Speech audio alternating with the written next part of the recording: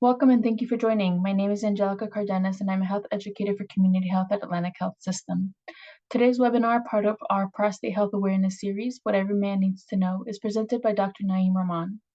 He's Atlantic Health System Medical Director of Urology at Summit Bridgewater and Regional Medical Director of Surgical Specialties of the Eastern Region. He's also co-founder of the Prostate Cancer Multidisciplinary and Second Opinion Clinic. We're also joined by Dr. Joseph Weiner, attending physician and co-founder of the Prostate Multidisciplinary and Second Opinion Clinic.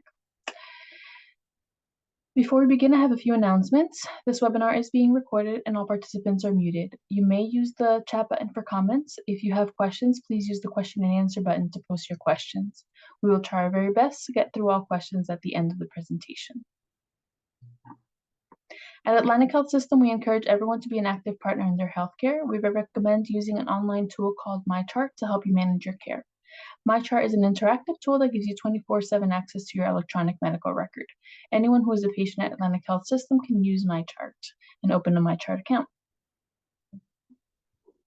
MyChart allows you to manage many aspects of your healthcare. Some of the most popular features allow you to request your medical records, to access medical information such as test results and medication lists. It also allows you to send non-urgent messages to your provider, to schedule appointments and do e-check-ins. It also allows you to access MyChart for family members or friends you may be taking care of. If you want to set up a MyChart account, need help logging into a current account, or have questions about how to use MyChart, there is help available 12 hours a day, 7 days a week. Okay, and now I'm going to turn it over to Dr. Joseph Weiner. Thank you. All right, everyone. So it's my pleasure to start off today's presentation. I would like to take a minute just to thank you for choosing to spend your time with us to better educate yourself about prostate cancer and best take care of your own personal health. I'm one of the two docs that's going to be talking today.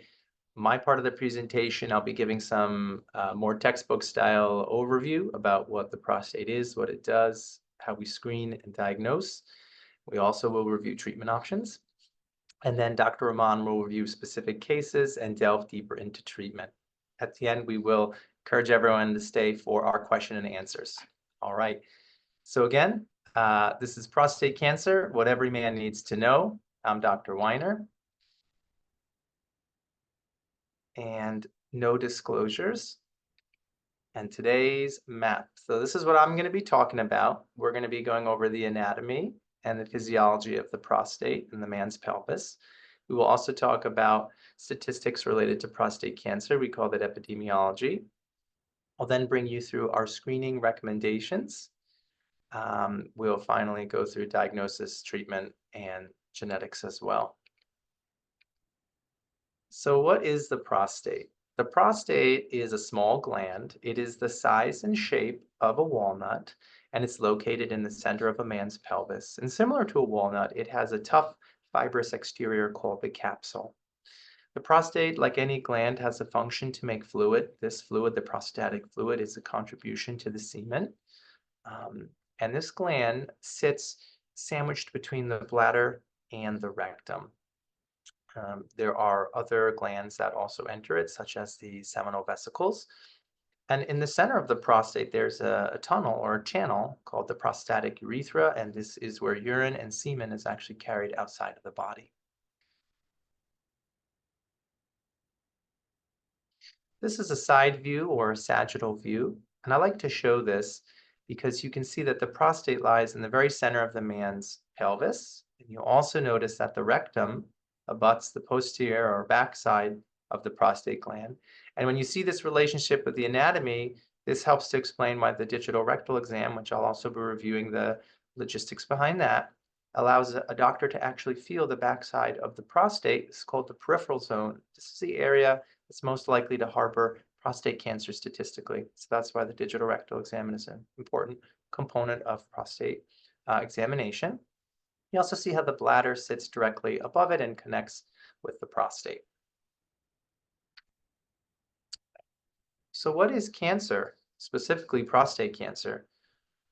Well, prostate cancer is when the normal healthy prostatic cells, they change. They undergo a type of mutation where they've lost the ability to have cell regulation. So they no longer have the checks and balances which other healthy cells have, and they have abnormal cell growth. They don't respond to the cues your body gives for the normal life cycle of a cell. So they would be dividing without control. And these cells can be invasive. They can invade into other structures, and they can also spread through the body as well. Prostate cancer occurs most often in men that are older than 50, and we'll see how this ties into the screening recommendations with a blood test called PSA. It is not impossible, but it is more rare to have it in a man younger than 50 years old.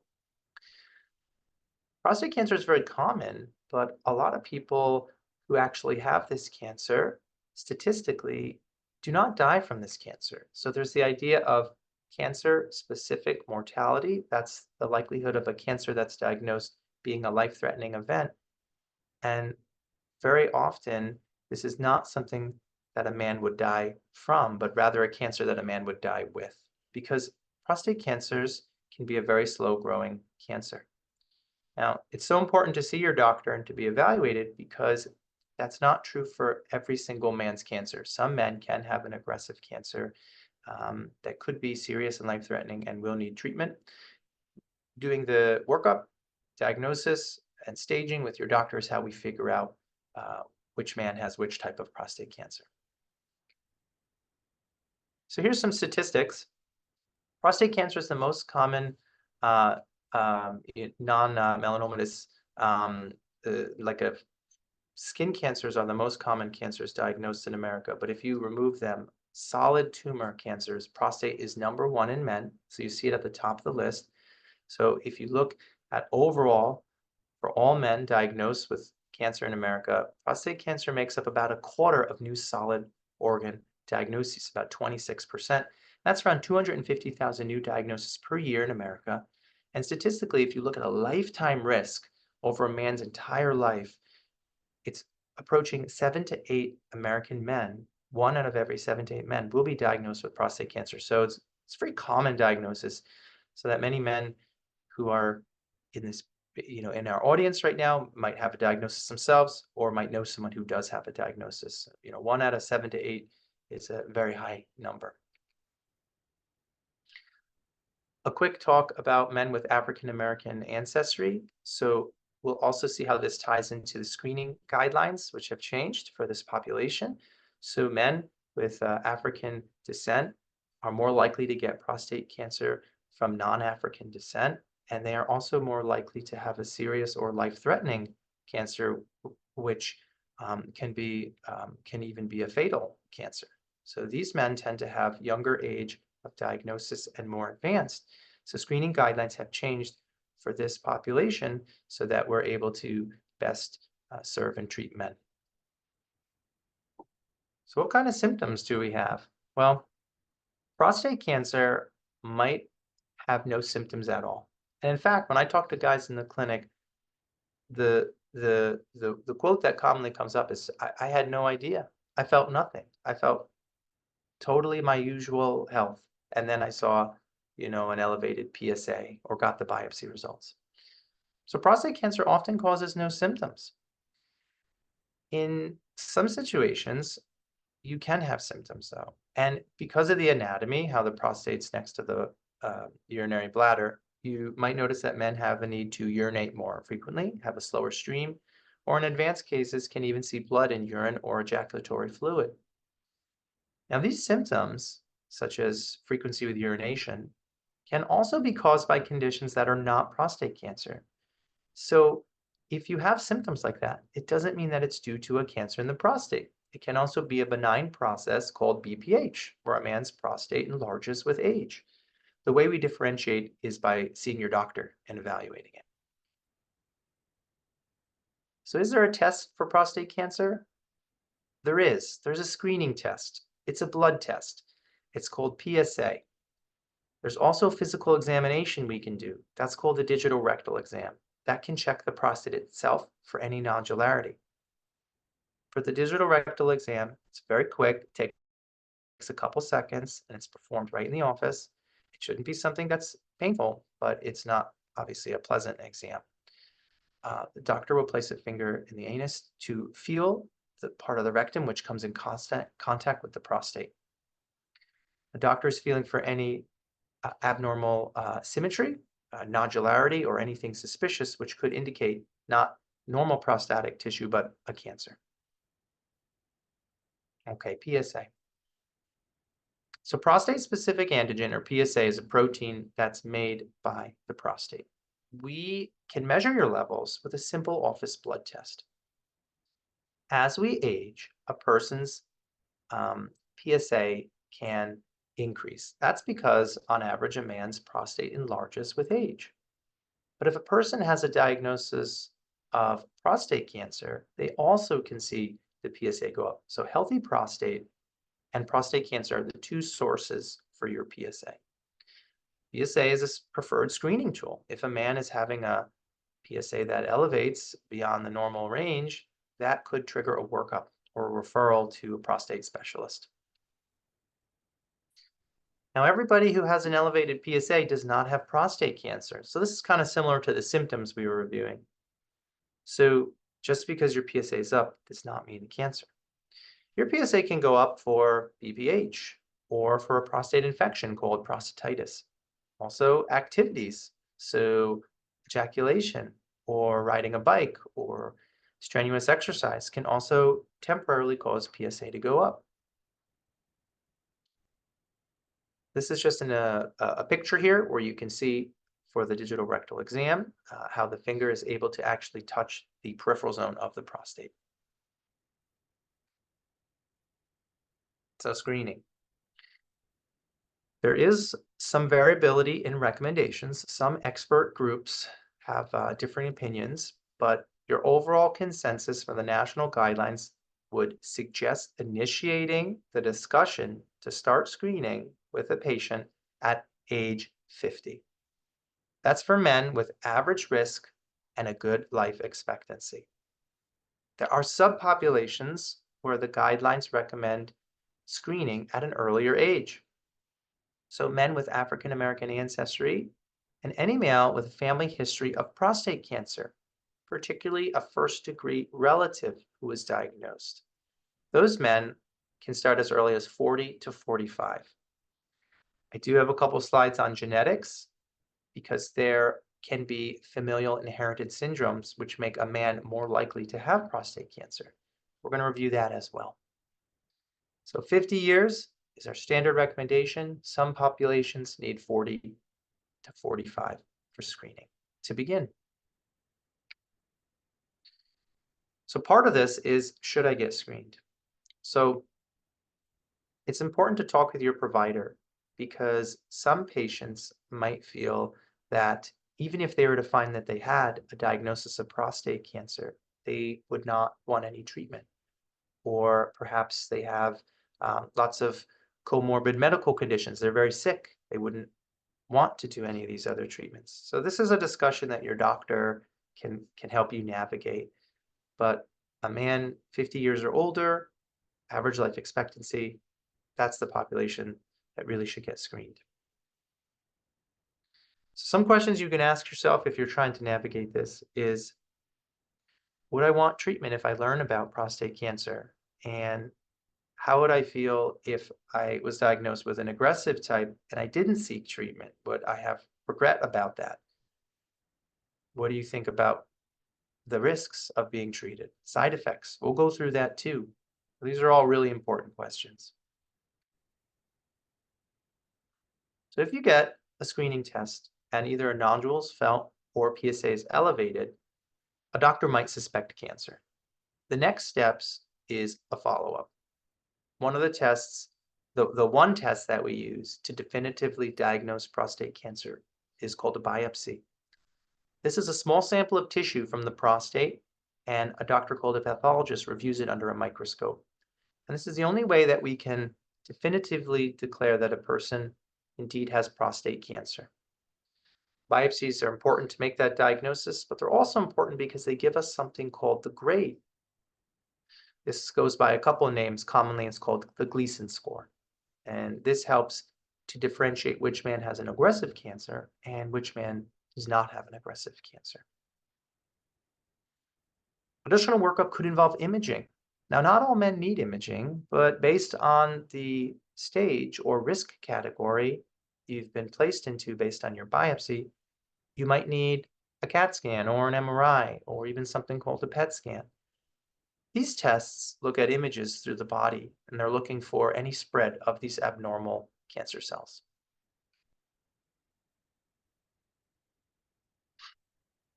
I'm not a surgeon, I don't perform the biopsies, but this is just a graphic scheme of the two types of biopsy, transperineal and transrectal biopsy, where a very small needle is placed into the prostate to take cells out. Patients are given medications to help with pain and relaxation to make this as um, least unpleasant as possible, but tissue will be needed. Here's an example of some imaging studies. So here we have a picture of the prostate seen on transrectal ultrasound. And this is a picture of an MRI, the prostate. Prostate on MRI, this is axial or cross-sectional imaging. You see there's two portions that are noted. You have more central portion of the prostate, and it's surrounded by this peripheral zone. So it's kind of like a circle within a crescent. Directly behind it, we have the rectum. You can see that located here. So when we're looking at the MRI, we're looking at things like the capsule, which is the outer portion of the prostate. We're looking for any abnormal signal within the prostate, which could suggest suspicious cells. Staging. You've had your screening, we did our biopsy. Once a prostate cancer diagnosis is made, we need to do what's called staging. Staging is when we break a man into different categories, so we know both what treatments are appropriate and also what a man's prognosis is, meaning how they will do with treatment. Staging runs from stage 1 to 4, with 1 being the earliest stage and 4 being the most advanced stage. In prostate cancer, we also use something called risk categories. So you might have heard of something like low, intermediate, or high risk. This is just another way we break men into categories for treatment. And what are the treatments we have? So the main options for a man with prostate cancer, it depends on the stage. So not all of these treatment options would be appropriate for every man, but possible options include active surveillance, surgery, radiation, hormonal therapy, or even chemotherapy. We'll briefly look at all of these. So active surveillance is a man who is choosing to delay treatment. They will do routine tests like a PSA and repeat biopsies to make sure that the cancer is not progressing. If a cancer appears to be progressing, treatment can be pursued at any time. Surgery. I'm not a surgeon, but we will be hearing from Dr. Rahman shortly. Prostate cancer can be treated with surgery to remove the gland and the cancerous cells. Radiation. So I'm a radiation oncologist. Radiation kills cancer cells by destroying their DNA. It's given by a machine that moves around you. And sometimes it's given by sources of radiation which are implanted directly in the prostate gland. This is a picture of one of our machines here at Overlook called the CyberKnife. We can go through different radiation options when we do our questions as well. Hormone therapy. So not all men need hormone therapy, and the name is actually a little bit of a misnomer because it's actually hormone blockade. The man hormone, testosterone, actually fuels prostate cancer growth. So by giving hormone blockade, we're able to reduce the testosterone levels and it shrinks cancer cells, kills cancer cells, and can even drop the PSA dramatically. Some men need to do this treatment generally if they have a more aggressive or advanced cancer. Now, chemotherapy doesn't play much of a role in prostate cancer, except for men who have a very advanced type of prostate cancer. It is something that can be given generally with hormone therapy in addition to other treatments. But the vast majority of men will not need chemotherapy. Right? How do we choose which treatment option? Well, you work with your doctor, you go through your stage, and you go through what matters to you with respect to side effects, risks, benefits, and all the logistics that go into treatment. We also have to keep in mind other health problems you might have. After treatment, we have to check to make sure that the cancer has gone away. Generally, we do this with blood tests, and you will continue to follow up with radiation oncology and urology. Depending on what's found, patients might need additional imaging or biopsies if there's any concern for a recurrence.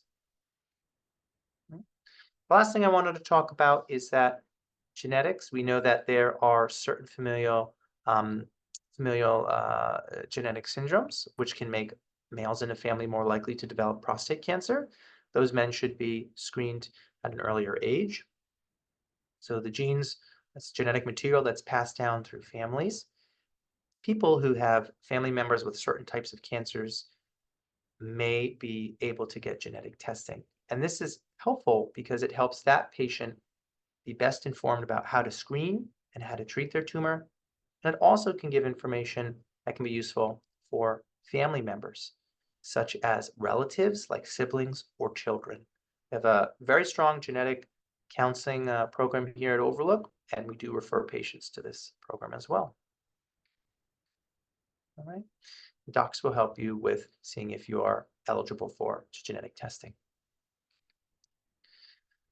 So these are the things that I wanted to review today. And I'm going to be turning it over to Dr. Rahman so he can go through surgical management and cases. Thanks, Joe. That was a great overview. So I'm going to expound on some of what Dr. Weiner has gone over.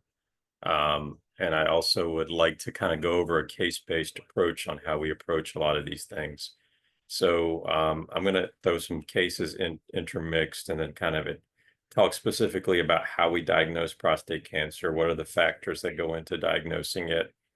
What are the tests that we use? And then I'm going to spend a little bit of time on the surgical treatment options. That's going to, we'll talk a little bit about that as well. So we'll start a little bit with some cases. Let's see, is this advancing?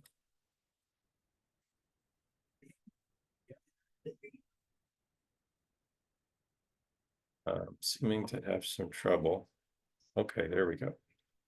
All right, so the first case is a 66-year-old gentleman who just retired from a construction job.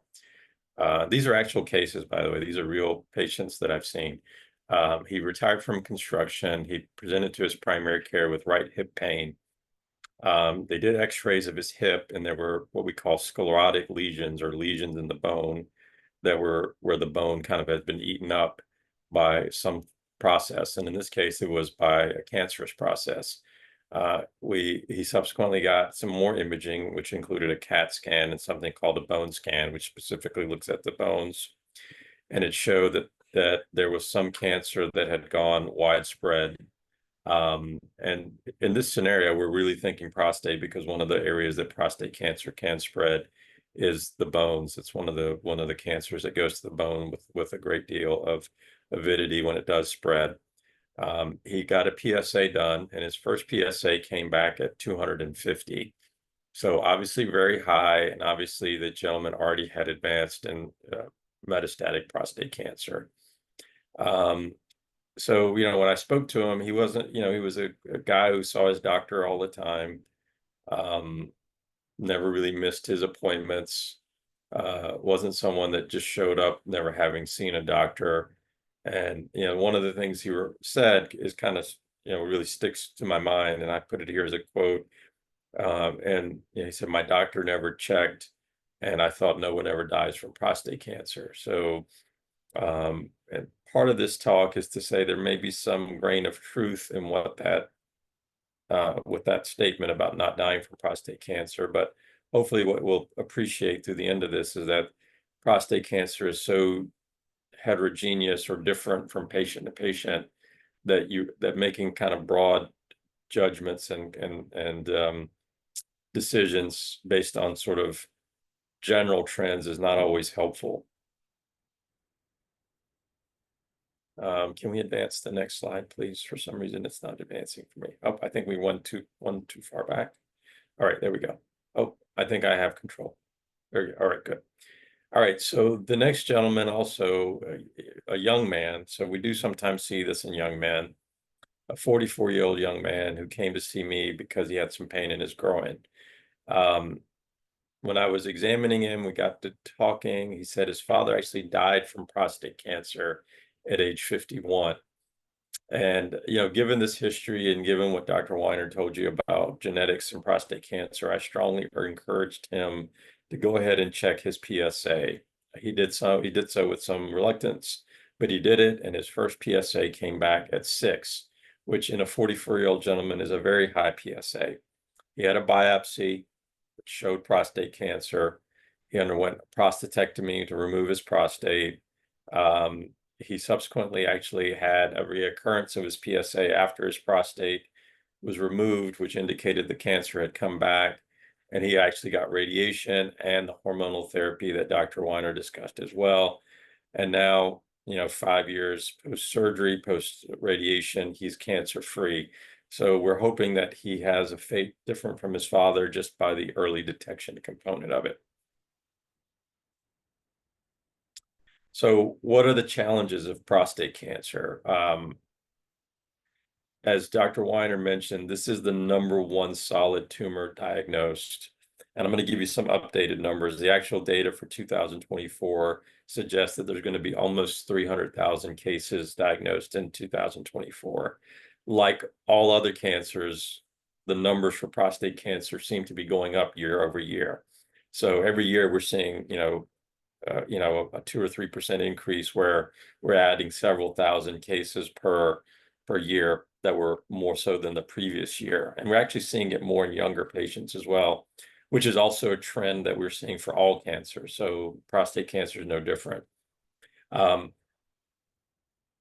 So patients who have prostate cancer are going to live 5 years, regardless of what they do, whether you choose treatment or not. 99% of patients are going to have a 5-year survival, whether they chose treatment or even if they chose surveillance. So most of the time, these cancers are diagnosed very, very early. And the majority of the time, they tend to be slow growing. Now, the caveat to all this is that every year, 35,000 men die from prostate cancer every year, which makes it one of the more deadlier cancers. It's the second leading cause of cancer death in the United States for men. And the other thing that we're seeing is that the rate of metastatic disease, where patients present with cancer already spread, is also increasing. So these are the things that we kind of have to put into our mix here, is that it's common. Most people aren't going to die, yet a lot of people will, and more people seem to be getting it and are dying or having more advanced disease. So what are the ways that we can kind of determine and look at this? Again, some of this is review. PSA testing is like the mainstay of kind of looking and diagnosing this. Then we talk about the role of imaging, MRI, and I include this as well. And then there's secondary tests that we can help figure out whether someone has prostate cancer. And then there's the physical exam, which I think is also very important. And I'm glad Dr. Weiner went over that in great detail.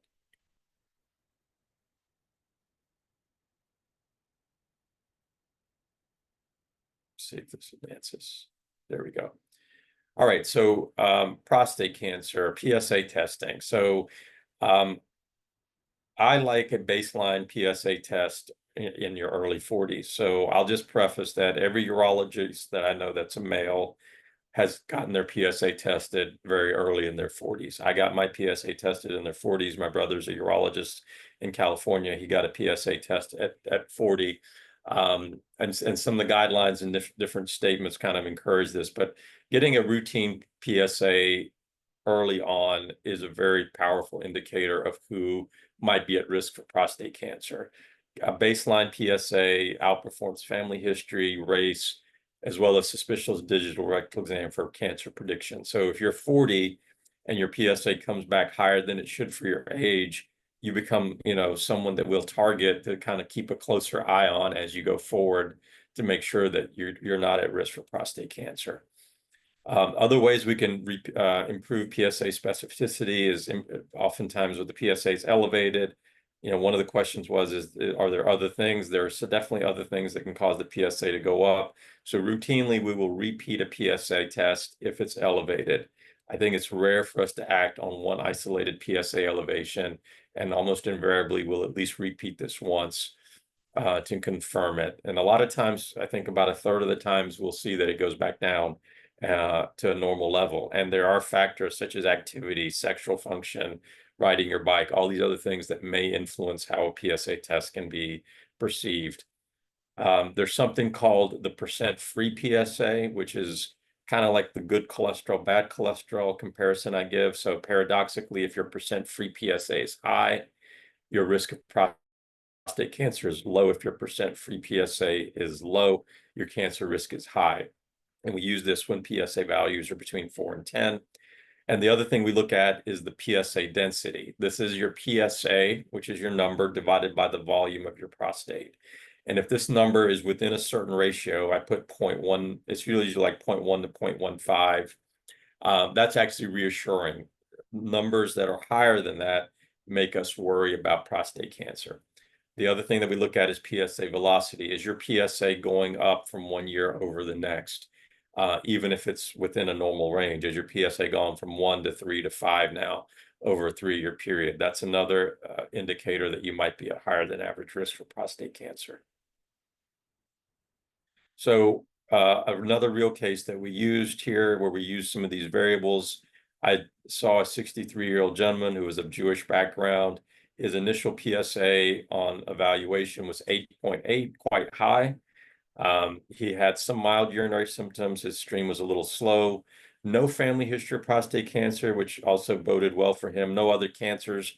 We did a prostate exam. His prostate was enlarged. You could feel that it was enlarged, but it was smooth. It was symmetrical. There was no nodules. We repeated the PSA as I've described that we often do. It actually came back down to 6.6. And we looked at this number, the percent free, and it came to 21%. As I recall, that as it closer to 25% is reassuring. Then we did the PSA density. We did an ultrasound in the office. We measured how big his prostate was. His prostate was roughly 97 cubic centimeters or 97 grams. We plugged this number into our ratio, PSA of 6.6, prostate volume of 97 cubic centimeters. His PSA density is 0.07, which is very reassuring. We felt very secure in just observing this patient and not subjecting him to prostate biopsy, as his risk for cancer was generally pretty low. So a lot of times the PSA is all that we need to help determine prostate cancer risk, but sometimes it's not enough. And sometimes the PSA is also ambiguous and not clear. So there are some secondary tests that we tend to bring in, and some of this includes imaging. The MRI is ubiquitous, and over the last 15 years or so, been a very powerful tool for screening for prostate cancer. Most screening MRIs require 3 Tesla MRI, not the car, but the Tesla is the unit strength of an MRI. So most MRIs are 1.5 Tesla. You need a 3 Tesla MRI to get adequate visualization and definition for prostate. There's also a multi-parametric protocol, which I won't go into. And then the radiologist will usually give what's called a PIRAD scale, or Prostate International Radiological scale, that they give us to determine the likelihood of cancer. And they usually give us a score of 1 to 5. 1 is low likelihood, 5 is very high, and everything in between. 3 is kind of equivocal. 1 and 2 are usually considered low risk for prostate cancer. There are other blood tests. There's something called the 4K test. This is the one I use probably the most. And this includes the PSA, but it also includes other variables. It includes intact PSA. It includes human kallikrein protein 2. It also uses clinical variables such as your prostate exam, previous biopsy, and whether you have a nodule. The PHI is another blood test that's very similar to the 4K test. And it also uses another variation of the PSA. It uses PSA, free PSA, and Pro2 PSA. So it uses clinical factors. So these are secondary tests that we use when things are not clear. The other blood test here, and I'll go out of order a little bit, is the EpiSwitch PSE testing. This is looking at 5 epigenetic or RNA markers that can be found in the bloodstream. This is also another test that we use that can be helpful. There's one urine test that we use in this. It's called the ExoDx. It looks at exosomes that can occur in the urine, and we look at that and see what your risk for prostate cancer is. Exosomes are little vesicular particles that cells produce that usually carry some DNA information, and we can utilize some of this based on other tests to kind of predict prostate cancer.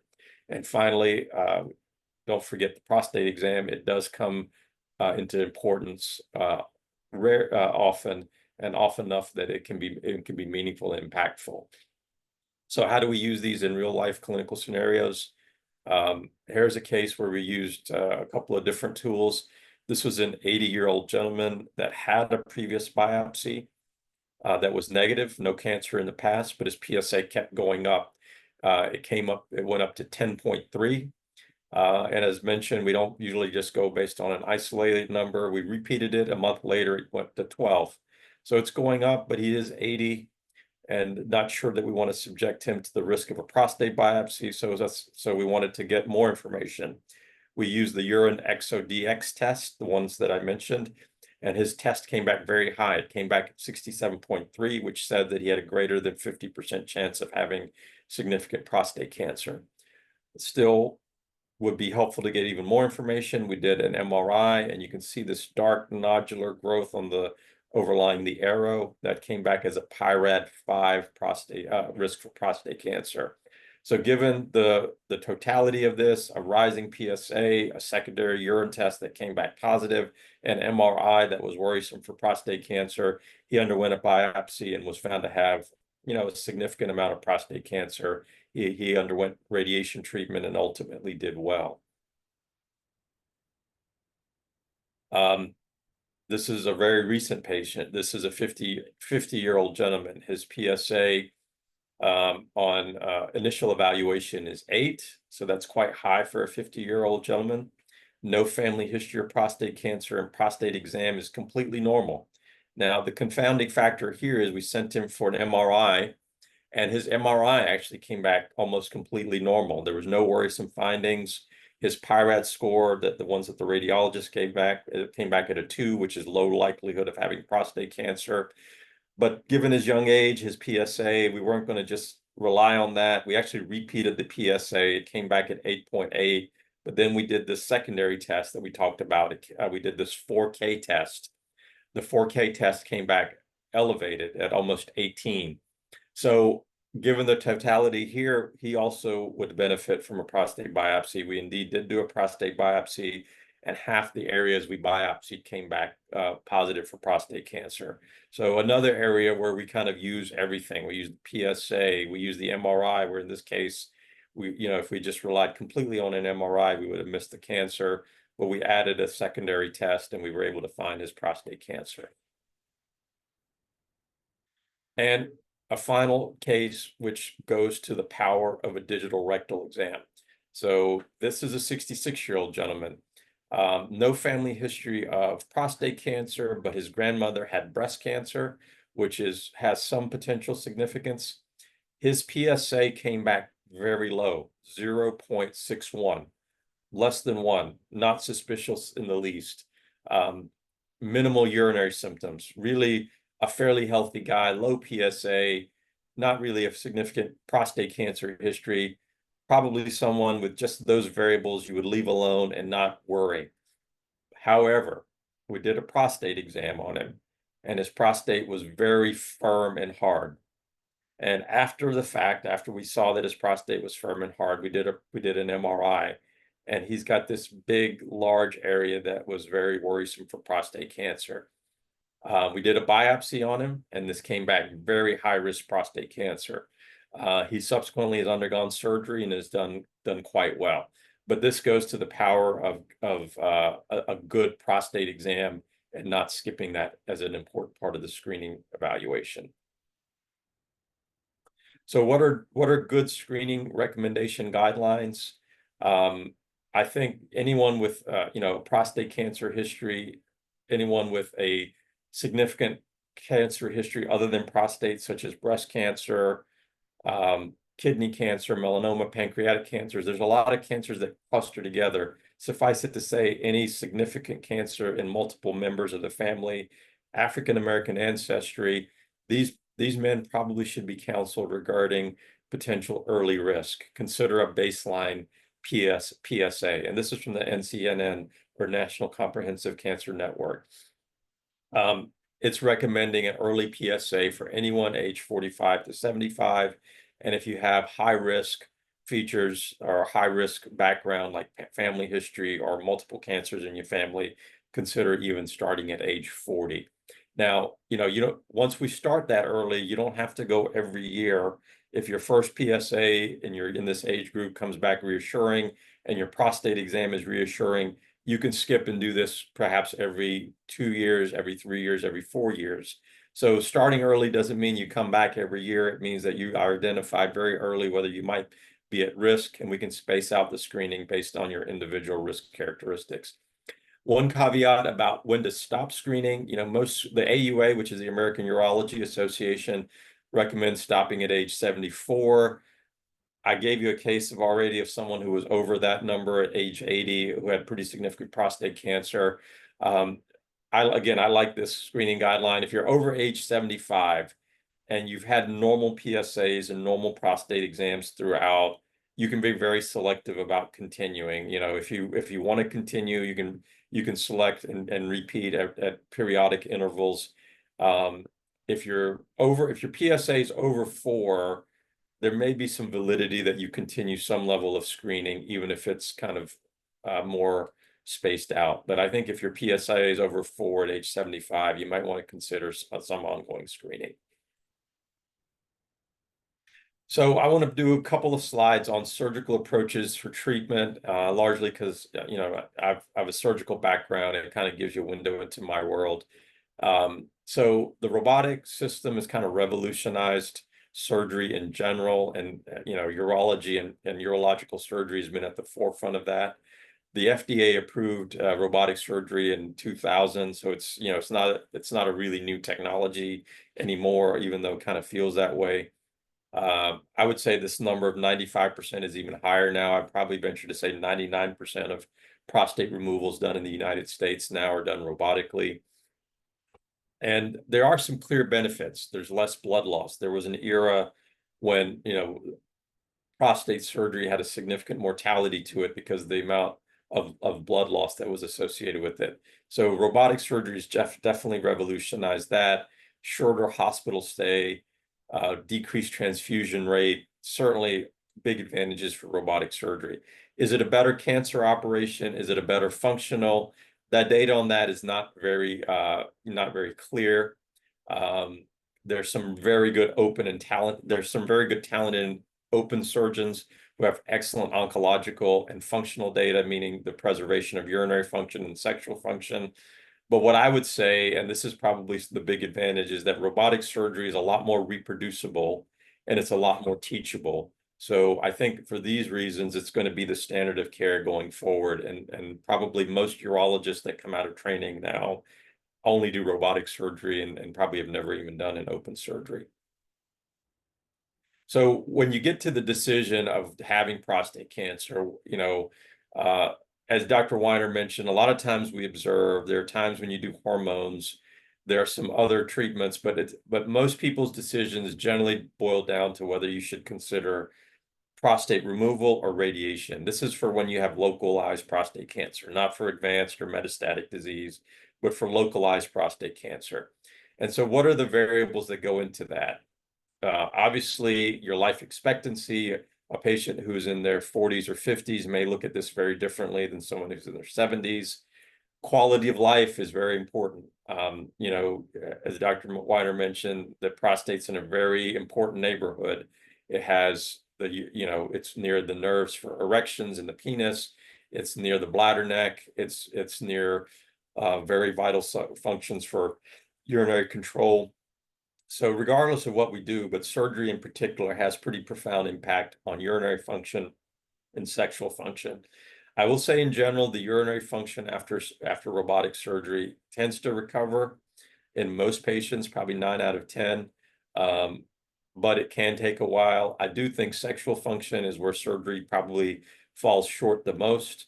And so if that's a quality of life that's very important to someone, that should be kind of looked at. So the point is, what's your risk tolerance for the different modalities? Surgery has one set of risks that are unique. Radiation might have a different set of risks that are unique. And then, so what's your risk tolerance? There's certainly some bias always within providers. I fully tell patients as a surgeon, I probably have some bias towards surgery, but that's why it's good to have a partner like radiation oncologist, like Dr. Weiner, and we do this prostate cancer clinic together where we try to be unbiased, but our bias is somewhat checked by having two providers that can give you a complete look at your treatment options. And the other thing I would say, sometimes it's not either or, but both. For high-risk cancer patients with advanced disease, they really should look at their cancer as a multimodality approach. It's not going to be just one treatment. It's going to be both, and sometimes 2 or 3 different modalities. So sometimes you just have to prepare patients to do more than one thing. Are there patients for whom surgery may be better? I think the data is not entirely clear. There are some randomized trials in Europe that are going to look at surgery versus radiation, and we might have a better idea when we get that data. But we have some retrospective large studies that look at high-risk patients and very high-risk patients and we looked at those. So this is a study from Johns Hopkins, and they looked at almost 10,000 patients that had radical prostate surgery, almost 15,000 patients who had radiation, and they only looked at their patients who were deemed high risk or very high risk based on their PSA scores being very high, their Gleason scores being very high. And what they found that the CSM stands for cancer-specific mortality, which means how likely are you to die from prostate cancer. The patients who underwent surgery had a cancer-specific mortality of about 2.3%, and the patients who underwent radiation had a 4.1% cancer-specific mortality at 5 years.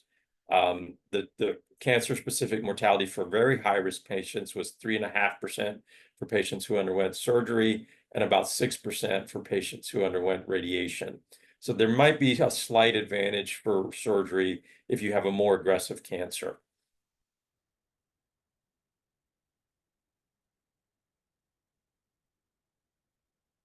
And finally, if you're a younger patient, you might have a slight advantage for surgery. So this was a study from the British Journal of Urology. It looked at nearly 70,000 men, and it looked at overall survival with men who had less than a 10-year life expectancy based on SEER data versus men who had a greater than 10-year life expectancy.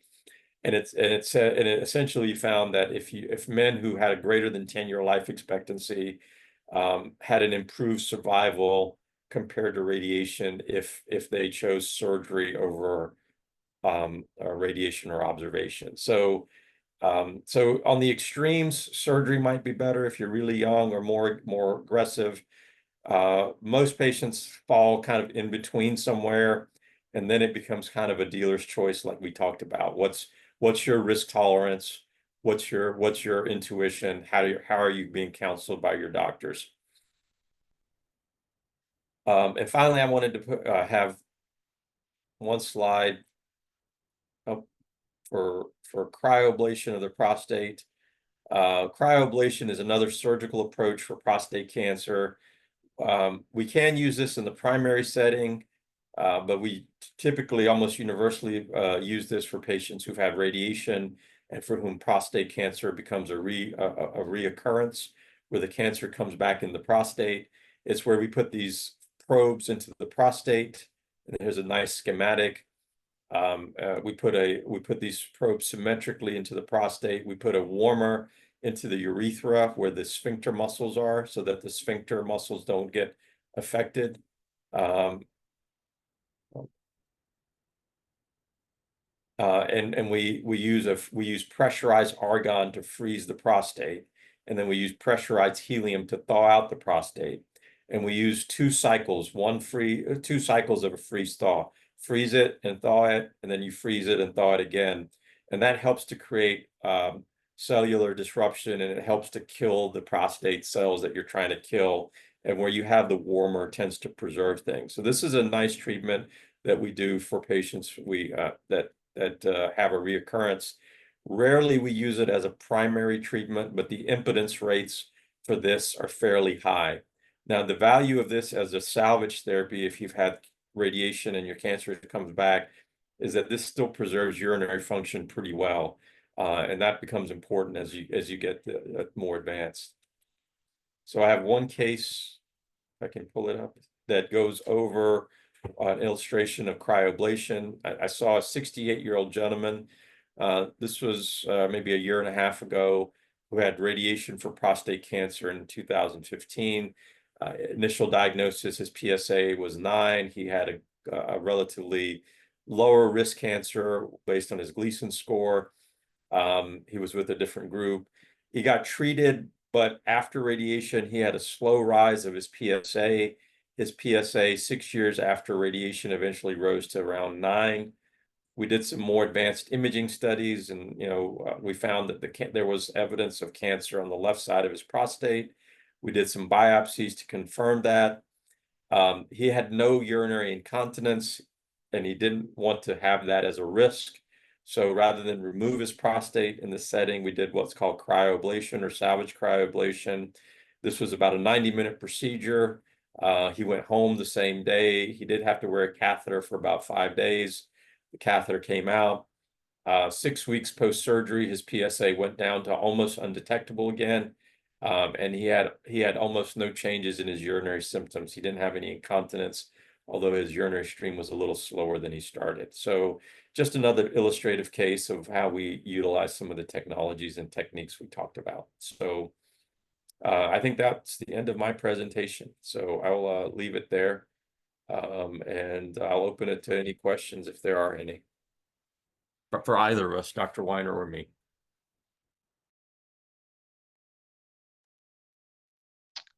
Thank you very much, Dr. Rahman, Dr. Weiner. Again, thank you everyone for joining us. We kindly ask that you take a few minutes after today's webinar to complete the program survey. The link to the survey is in the chat for you. A special thank you to Dr. Rahman and Dr. Weiner for dedicating their time and their expertise today. If you have additional questions or comments, you can reach us at communityhealth@atlantichealth.org. This webinar is a part of a series on prostate health, so please go to our website and see the other webinars that we have upcoming for this series. Thank you all very much.